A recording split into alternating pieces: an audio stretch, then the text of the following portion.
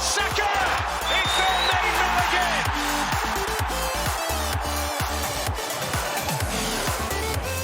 Odegaard stroking it in. Excellent Arsenal move.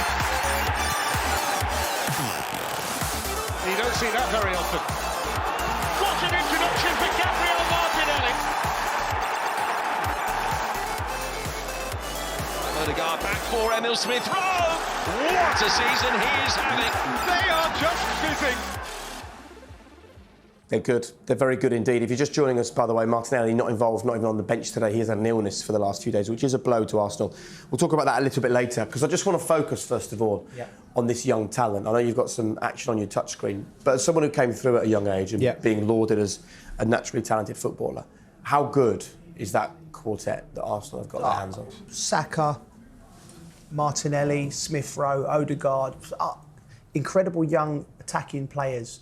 And Arteta's put a lot of faith in them, and he sets up the game so well for how they play, you know. And what he does is he tries to get them on the ball, facing the play, and they take up high positions. On this occasion, if you look at Saka on the right, Martinelli on the left, and what he does with Lacazette and Odegaard, they play central, but they pop off of the back four, back three, and they play in these little roles which they're hard to pick up. Now look at Watford's back four. It's in a decent position, but Saka's position and Martinelli's position are affecting them. They can't be exactly where they want. So we'll just play this on at half speed. Again, just keep an eye on Odegaard. These number 10s then, they work and they run into these positions, right? So we'll play this on. He affects the back four, bang. There we go. Now, they get on the ball, Saka's still in his position. Now, no player in the world, no matter who you are, can block two passing lanes. So you've got options here to Cedric, to Saka. They eventually works its way out to Saka. Now, Watford actually do get in good position here. As the ball comes out, they work it. Now they're in business, Arsenal. It comes to here. Now, stop. Watford will be pretty happy with themselves there. They're 3-on-3. But what Arsenal do is they get overloads, they get players over it. And then it's all about the players' ability. Now, these 4 or 5 young players they've got have got great ability. Now, look at this for a bit of play from Odegaard into Saka. And then it's about occupation in the box and quality. And that's what they bring. They're outstanding young talents, but it comes from the setup.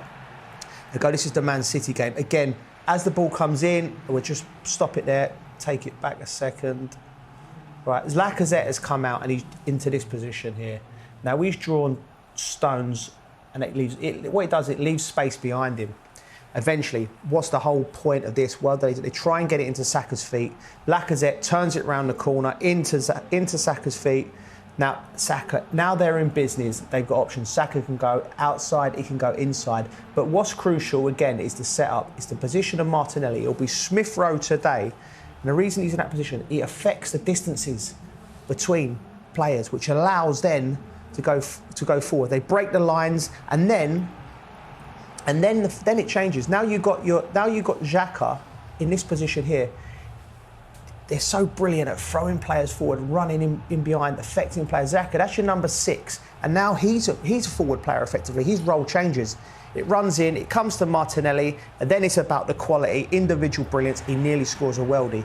It's fantastic. Now what I think they've added by having these 2 lads, Saka and Martinelli, they've got pace. So look, again, high and wide positions. And how is it affecting Man City? It's affecting them because the outside centre-half, there's a difference of 26 yards and he's got to affect it.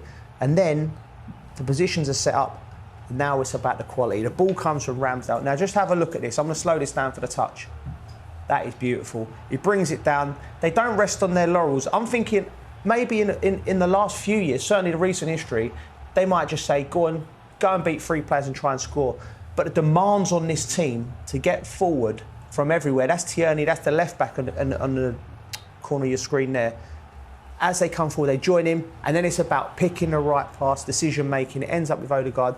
It's just, it looks like it's off the cuff, but it comes from the setup, and then it allows the quality of Saka, Smith Rowe, and the Martinelli, and the club have to keep hold of them. Those wide players, they basically create a canvas. They pin the fullbacks back, and then Arsenal can go and play from there. And more recently, the 2 midfield players, Xhaka, surprisingly so, has been playing much more further forward. Partey sits.